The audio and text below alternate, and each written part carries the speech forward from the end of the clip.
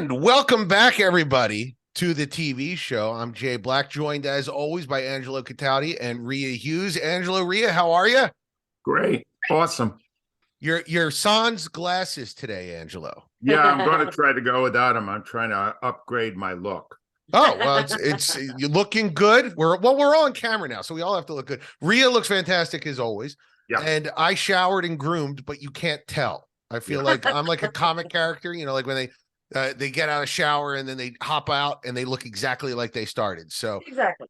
I was requested to start today's episode by giving Angelo his proper due. Angelo, I watched Sharper. It was fantastic. And I got to tell you, we did, I guess, like 12 years on the radio together. We're doing the TV segment. And every time you'd say, Jay, check this out, review this. I really like this. I want to talk about it Friday. I don't know if I've ever not enjoyed a recommendation of yours.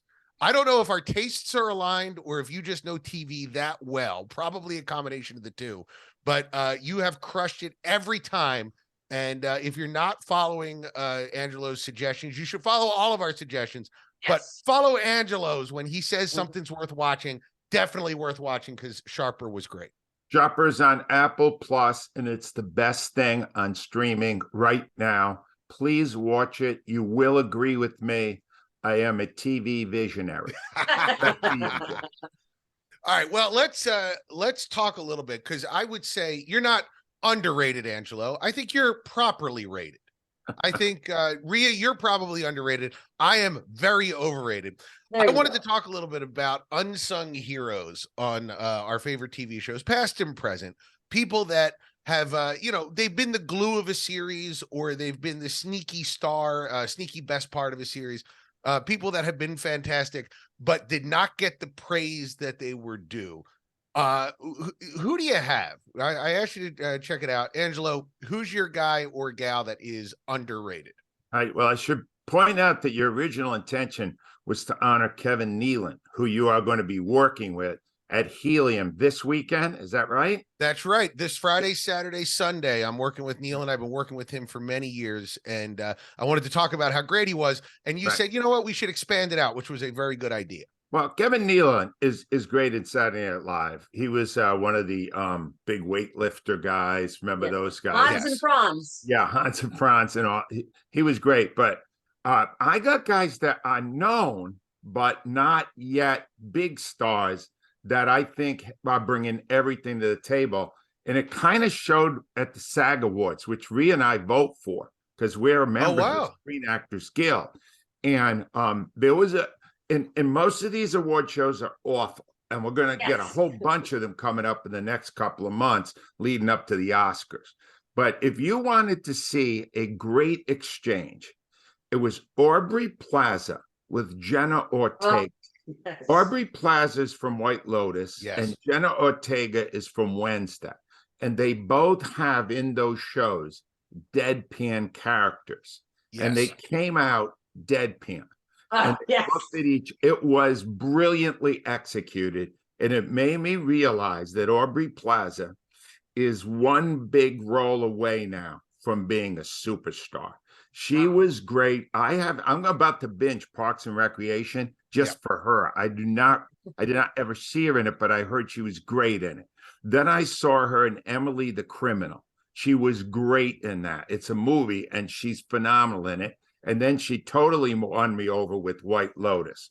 Aubrey Plaza is a star. She writes, she has done some directing, she produces, and she's still young. And she's going to be great. And because I wanted to balance it with a guy, Kumail Nanjiani. Oh, yeah. Fantastic. He became famous in Silicon Valley, then did a rom-com, The Big Sick, terrific rom-com, and then blew my doors off as a bad guy in Welcome to Chippendales. And Kumail Nanjiani is a stand-up, I think, right, Jay? He started as a comic, and I'll tell you, he was the best part of an otherwise big stinker of a movie called The Eternals, which, it's probably the worst Marvel movie. He got into fantastic shape for it. He got like completely shredded. And he played a Bollywood superstar, and he just poured charisma out. And why they only had him in for like 9 minutes of the movie is beyond me, because he was the best part of it. Well, my two nominees do it all. They're young, and I think they're going to be the next projects they do. I'm waiting to see. I want to see them. They're great. Just a note on Aubrey Plaza. I'm gonna try to say this without being creepy, because I have a huge crush on Aubrey Plaza. She's in a new movie called Operation Fortune that's coming out. It's a new Guy Ritchie movie. It stars like Hugh Grant and Jason Statham, and she is a bad guy, but like a good bad guy. They're bad guys like taking down other bad guys, and she walks out in a red dress in the trailer, where you just go, well, I'm watching. I don't know what this is, but I'm going to be at that movie theater watching it, because I agree with you. She's fantastic. But Jay, did you see the dress she had on at the SAG Awards? I did with was that the one with the midriff? It had it crossed and covered her breast only slightly. Yes. And I don't even know how that's possible. I mean, Yeah. if you move It's the called wrong tape. right? They use tape. Yeah, they use double-sided tape. See, I didn't even. That's why it's good to listen to this podcast. There you go. You learn something new every day. And I think we have a podcast titled It Double-Sided seemed Tape. uncomfortable, is what I'm saying. It did not seem Like like. two guys discussing some 20-year-old hot chick. Yes, a little uncomfortable. All right, yeah, I would think so. That's all I got. All right, who do you have, Rhea?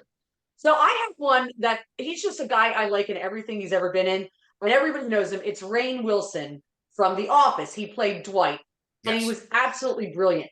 He's been in a lot of things. He was actually had a minor role in Almost Famous. He was in 6 Feet Under. He's been on numerous shows, CSI, Reno 911. He had actually after The Office got his own show on Fox called I think it was Backstrom. Yep. He played a detective who was drunk all the time. My brother and I absolutely loved it. It was appointment watching for us, and they never renewed it. We couldn't understand why it never got renewed, because he was phenomenal in it. So when I'm like, if I'm going around to something and I see he's in something, I watch it, because whether it's a small role or a big role, I know he's going to be awesome. He's a great actor. He just showed up in a movie that my son and I watched and really enjoyed, the Weird Al Yankovic TV movie on Roku channel, which, if you haven't seen, the director says proudly done with zero research. They have no research whatsoever. He's Dr. Demento in that, and he's a guy. He passes the 100% undisputed. When you see him in a movie, you go, "Oh, good, okay, that guy's in it at least." When he shows up, you're happy. Yep. And I'll talk about my guy, Kevin Nealon. Said at the beginning, he was part of the renaissance of Saturday Night Live. Angelo, I know you're an SNL head like me. All through the 80s, SNL was they called it Saturday Night Dead after Lorne Michaels left. And in 86, Lorne Michaels comes back and he puts together the cast that I think I grew up with. But if people say what was the best cast ever, it's between the years, the original cast and the one that Lorne Michaels put together and Kevin Nealon was a part of. That's the one with Phil Hartman, John Lovitz. Who else am I thinking of here? Adam Sandler. Adam Sandler came a little bit later in that run. Dana Carvey, Michael Myers, that whole crew. And Kevin Nealon played often the straight man in that. And I think straight men are often underrated, because you don't realize how difficult it is to set up a joke to get somebody else the punchline. And he also took over for Dennis Miller when Dennis Miller left the news and did a spectacular job. Had great characters like Mr. Subliminal. Love that guy. And let me tell you something. One of the best human beings. Angelo, Rhea, I have so many people that you work with that go, "Oh, you're funny. You should come open for me." So many celebrities have said that to me. Never once did I get a call, except Kevin Nealon, who worked with me in Cleveland. And then Monday said, "Get your calendar. Let's figure out what days we're working together." I have a great Kevin Nealon story that you should ask him about. Oh, sure. So apparently he was in anger at management with Jack Nicholson. I guess he was a lawyer or something like that. So he runs into him at a golf club, and he says, "Oh, it was really nice. Have you been golfing at this Sherwood or whatever?" Jack Nicholson ignores him like 2 or 3 times. So he crop dusted him so badly that Jack Nicholson started looking around and went, something died in here. So if you ever tick off Kevin Nealon, he will crop dust you. I will, you know what? Maybe I'll try to piss him off just to see if he'll do that to me. All right. I just want to be clear of this. So you opened for Kevin at Helium. Is that right? Yes, I will be opening for him the third. Because let me just say, I've seen Jay. That is a great show. You go see them at Helium because Nealon is really, he's another guy who's really good at deadpan. Yeah. Phenomenal. And he did a Weekend Update for a while and was really good at that too. He was good in everything he did. So just real quick story about the first time I opened for him was at Stress Factory in Jersey. First time after he said, I want you to be my opener. Now, when you're opening, Angelo, you don't want to do too well. No. Because the headliner is the guy and you don't want to. I saw that happen once and it was ugly. Yeah, it gets ugly. So everybody I knew comes out to the show because it's in Jersey. I'm opening for Nealon. I'm still young and people care about me. And I get a standing O in the middle. It never happens, ever. And I get a standing O in the middle. Now I have to go backstage after his set and apologize without apologizing, because you don't want to be like, hey, I'm sorry, I'm so funny, because it's a once in a lifetime. It was all my friends were there. So I come over and I'm like, Kevin, I think I was a little energetic in that set. Maybe I'll be less energetic in the next set. And he processes this for a second, and then he smiles and he goes, Jay, I want you to understand two things. One, I hired you because I wanted a good show. I was tired of bad shows. So be as funny as you can be. Don't worry about it. And two, I'm famous. They'll forget about you the second I get on stage. And I was like, what a baller this guy is, right? And I mean, that's an alpha move.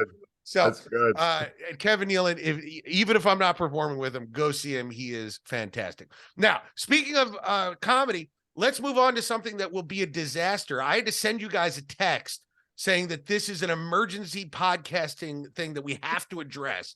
Right. Tom Brady has announced that before he's taken a year off, before he moves into his Fox role as his 1/3 of $1 billion that he's getting to be a Fox announcer, that he will be doing stand-up comedy. I have my opinions on this. Yep. I will tell you them, but I want to hear yours first. Rhea, what kind of stand-up will Tom Brady be? See, this is what happens when you're Tom Brady and you win 7 Super Bowls and you got the supermodel wife and everybody loves you. And they laugh at your jokes for years, but you're really not funny. Yes. So I think this could be an absolute disaster. Rhea is 100% right. When you're a Tom, you could say anything. You could read the telephone book. People will laugh at it. He will be as funny as an open wound.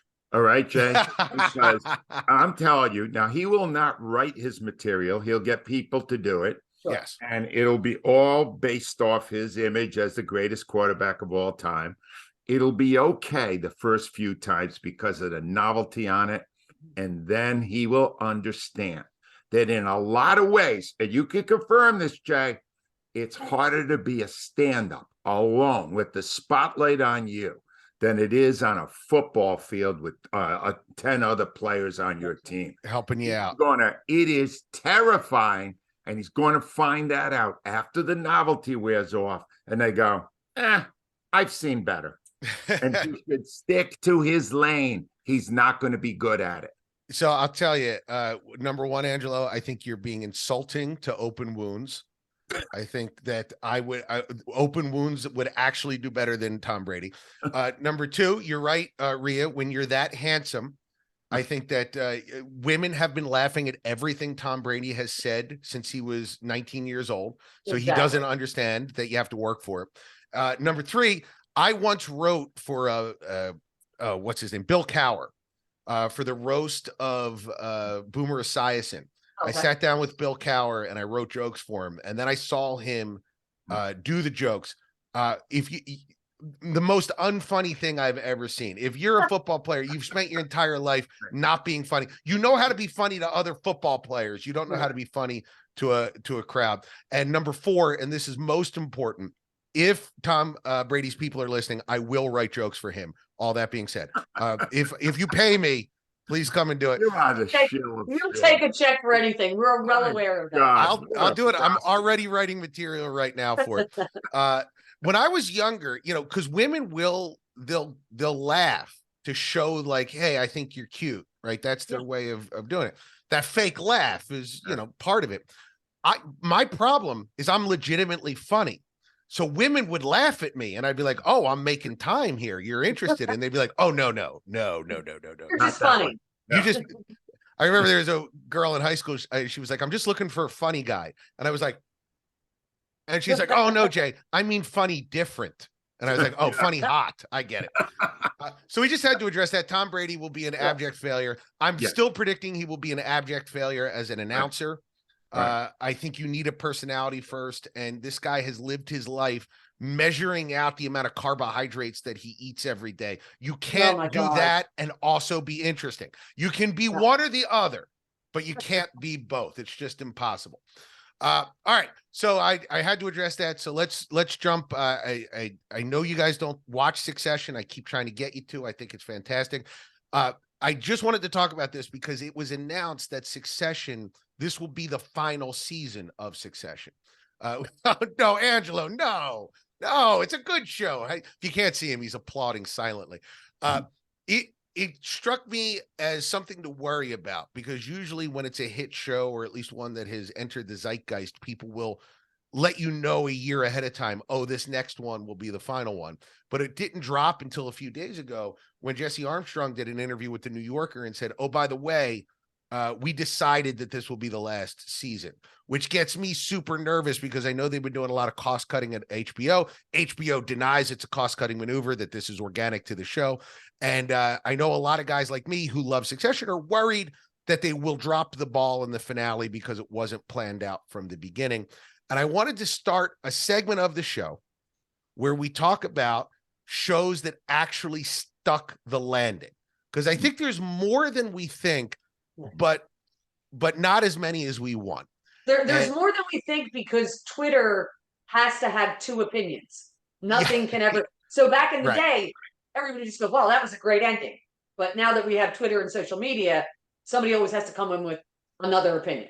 100%. And we are recording this on the 40th anniversary of the last episode of MASH. I don't know if you guys remember that. Still the highest rated narrative TV show of all time. The three-parter end of MASH. So we're starting. This will be an ongoing segment. When we think about it or a show comes to an end, we'll talk about it. I want to start a Hall of Fame, and this is our initial class. You guys, what are your Hall of Fame stuck the landing final episodes? Right. I'll give you one because whenever anybody brings this up, it's the first one I think of. And it's The Shield. And The Shield, I'm telling you, I think it was 7 seasons.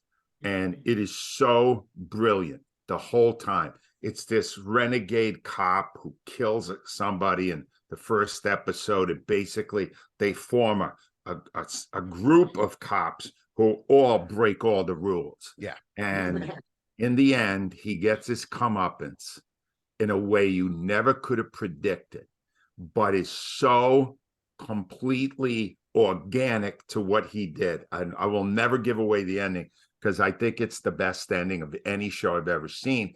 It's a reason to binge the whole thing. Yeah. Because before you start, the ending's going to be fantastic. And The Shield's the one I always think of first. I had 2, and I was going to choose The Shield if you didn't choose it. And I figured you would. It is organic to the show, and that's what makes it great. Rhea, what's yours? So it was funny. Angelo mentioned all the award shows are coming up, and you had sent this, for us to think about. And I was thinking about Chris Rock is doing, this big thing on Netflix where he's going to talk about the slap. Right. So it made me think of Will Smith. And I thought the 6 seasons of Fresh Prince, I loved Fresh Prince of Bel-Air. I loved Will. I love, Will Smith in there. DJ, I loved Uncle Will, Jeffrey, Ashley. I loved them all. Carlton. The ending of that show was so perfect. When I still see that image of Will standing alone in the house where he basically grew up and, became like a good kid. And it gets me every time. Like I guess it's because, when you move out of a house, you do kind of stand there in the middle of it. But, that just thought that was perfect the way they did it. 100%. I can't say that I watched it since. Like I watched it when it was on, but when it aired, it was an emotional ending. It was for sure. it was really good. The characters in there were fantastic. What you're saying, Rhea, if I'm reading this correctly, is that the ending of Fresh Prince was much more compelling than the actual ending of his career when he Yes. left Chris Rock. Because I will Correct. never watch anything he did before or since. I am still outraged by that act. Yeah. Thank you. 100%. And I'm going to go with my choice that I think, Angelo, if I had made this choice 10 years ago, you would have been outraged and angry with me, but you have come around on it because it is The Sopranos. Oh, what were you I thought you were going to say the new ending to Dexter, because they nailed that one too. No. We're doing Sopranos? No. It's Hall of Fame. I'm going to tell you why. Number one, how many shows still evoke a reaction 15 years later? Not many. That's number one. But number two, I was on board with and I don't, can I spoil it? Should I spoil it? I don't know if I should. On The Sopranos? The Sopranos. You can surprise the world knows, Yeah, Jay. It's not a secret. I was on board with him dying. That was what happened from the second I saw it. And when I think about that, when I think about what it's like for a TV show to air 10 seconds of black, which has never been done, and how like weird and oppressive and like unsettling that is. And then if you think, oh, I'm in Tony's point of view and this is what death is going to be like, there's never been a horror movie that has chilled me more than the idea of spending an eternity in inky black, which is what the feeling of The Sopranos did. The best show on TV in history was The Sopranos. I know people have different opinions on that. That's mine. And I think the best ending of one of the best endings of all time, The Sopranos. Well, that's my choice. Let the record show I binged it last year again, and I still got pissed off. The power. And I knew it was coming this time. And yes. Sorry. All right. Well, let's switch to something we could all agree to, which is that Rhea is the best part of the show, and she has the most popular part of the show, British Corner. What do you have for us this week, Rhea? I was ordered to watch this by Angelo. Chloe, available on Prime, 6 episodes. It's a psychological thriller, which is not generally my cup of tea. It absolutely is Angelo's cup of tea. It's this sad sack woman who's a temp worker, but she's obsessed with this woman's social media account. Follows it, just as you don't understand why she's so obsessed with this young woman. Then she finds out she dies. So she decides, based solely off of the social media accounts of the dead woman and all of her friends and husband and whatnot, to basically infiltrate their whole group as this woman, Sasha. Now, her real name is Becky. She becomes Sasha. She becomes this, everybody wants her to be there. She's she is acted so brilliantly by Erin Doherty. Absolutely phenomenal. Turns out she actually knew the woman who died. That comes up very early in the first episode. So she's a con woman, but she's trying to find out how her friend died because the friend died under mysterious circumstances. But what I will say about what this show tells you, it's a precautionary tale about living your entire life on social media. Who your friends are, who your family are, your kids, what restaurant you've been to, where you're going. She was able to seamlessly put herself in the lives of these people because they lived it all on social media. So there were no secrets. Right. So they're able to do everything. And I mentioned Erin Doherty is the lead actress. She's fantastic. She was in season 3 and 4 of The Crown, played Princess Anne. She stole scenes in The Crown. Wow. She was so good. She's a really good actress. So what I'll say is, again, psychological thrillers are not mine, but I think people will like this. I was a little dissatisfied with the ending, but I think people who like sleek, moody, psychological thrillers, I think they will like it. That is a phenomenal review. I just want to say, you really know how to break down a thing. I got nothing to add. She's 100% right. It's worth the watch. It's worth the watch. I have only one thing to add, which is I agree you shouldn't live your life on social media. jblack.tv has all of my links. If you want to follow me on Twitter, Facebook, TikTok, I'm on all of them. So please come and find me. Shameless. Shameless is on Showtime. Yes. Teen Corner.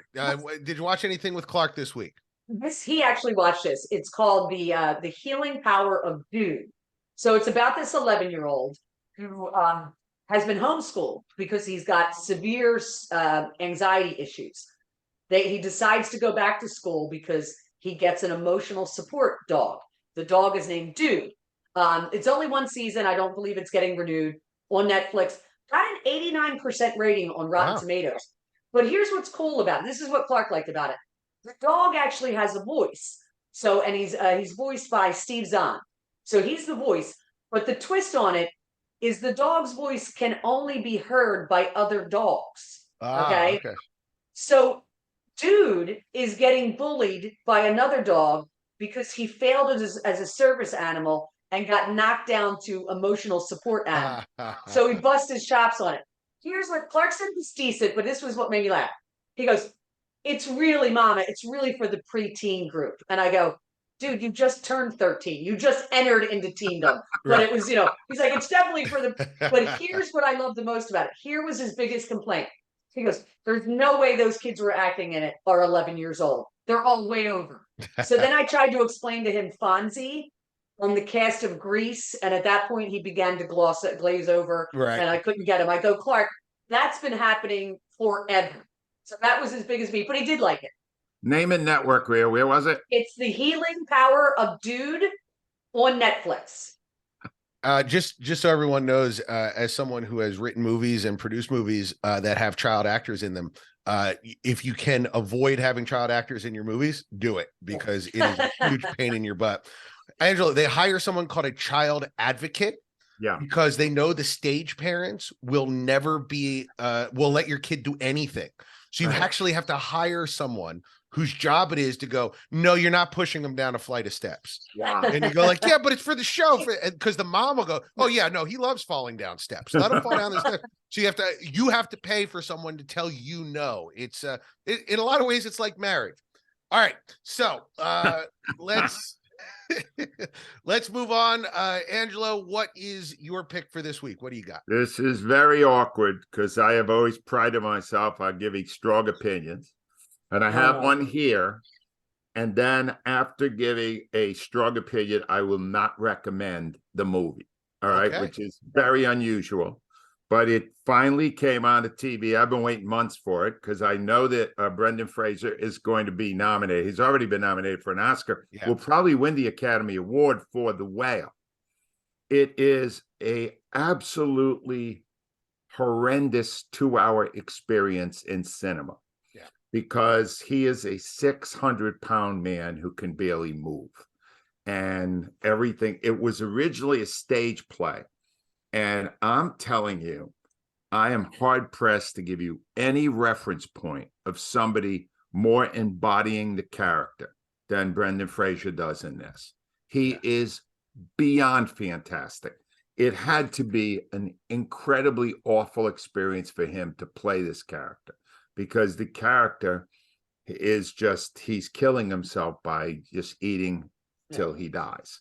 And you are surrounded by members of his family, his daughter, eventually his ex-wife, a woman that helps him out because he can't really fend much for himself.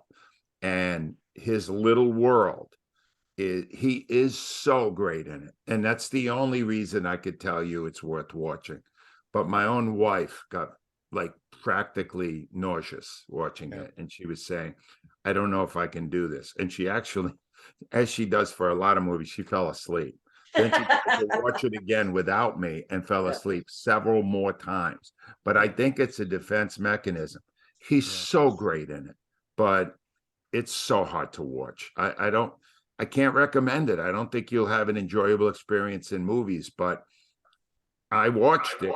At the end, I was both nauseated by what I witnessed and overwhelmed by the performance of Brendan Fraser. It's great. That's unexpected too out of him because he hadn't been in anything in so long. Yeah, it is. And Rhea, the other one is on Netflix, The Murders, A Southern Scandal. And the reason I watched this is because the trial has been going on. And this took you 3 episodes, takes you through what happened. And what Netflix has been great at when they do these documentaries, they did it with The Making of a Murderer. they really raise questions, and they don't tell you what they think, but they Right. kind of tell you what you Yeah. think. And this Murdoch guy, the Oh lawyer, my God. Rhea, I What a can't tell dirtbag. you how much I hate him.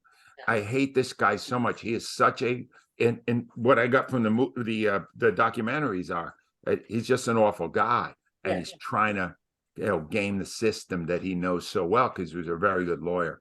And I am desperate to see him convicted and put away forever this week. It's a great documentary right He killed now. his wife and his son, right? Yeah, there's Wow. like 3 different episodes of horrible things he was involved in, and it just keeps he digs it deeper and deeper and deeper. And now he's trying to lie himself out of it. And I just hope I hope there wasn't one member of a jury who believes it. It's a great documentary to take you right up to date on it, and it's maybe 2 hours total, 3 different episodes. It's really great. I gotta watch that. I love movies or documentaries where like a husband kills their whole family or does stuff like that, because then I look so much better by comparison. I'm like, yeah, okay, I didn't do the laundry. This guy, believe me, you're way better than this guy. You talking about the whale, Angelo, reminds me of a movie that I watched when I was younger called Requiem for a Dream. I don't know if you've ever seen it. It's yeah, Darren Aronofsky. I had a buddy who showed it to me, and he was like, well, what'd you think? And I said, I thought it was wonderful. I will never watch it ever again. If it's on, I will turn off the channel immediately, because it was such an emotional heartbreak. It's like, I just can't watch that. It's hard. Real fast, just want to get your opinion. Jimmy Kimmel is host of the Oscars. What do we think? Are we excited about that or no? No, not at all. He upstaged Rita Moreno last year by doing a stupid bit while she was being honored. He should have never gotten the job again. I like Jimmy. Yeah. No, one and done. Get somebody else a shot. Wait, my question would be who, though? I'm trying to think. Like Jimmy Fallon? Would you be okay with Jimmy Fallon? He's terrible at interviewing. Yeah. Bring back Billy Crystal one more time. How about this? Hologram of Johnny Carson. Yes, there you go. Yes. I've been watching. Jay Black. Listen, I'll do it. If Tom Brady doesn't hire me to write jokes, I will come out and do that or do the Oscars. Guys, thank you so much for joining me again. Gotta give you the review, Jay. Oh, wait. I'm sorry. Let's go for it. Through it. You could see Succession at HBO Max, final season coming up.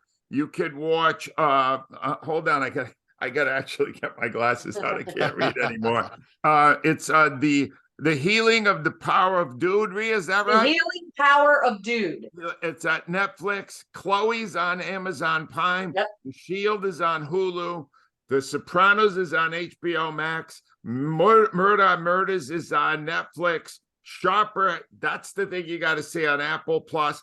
And Tom Brady will be available nowhere because he's going to stop. Thank you, Angelo. Thank you, Rhea. Guys, if you enjoyed the podcast, please leave a review. I know that every podcast asks you to do that, but it really does help us. Leave us a comment on the YouTube channel. If you have a request for us, we will try to get to it. Really appreciate you listening, and we will see you next week on the TV show. All right, guys. Thank you so much. All right, guys. All right, Rhea, hang in there, kid. I'm trying.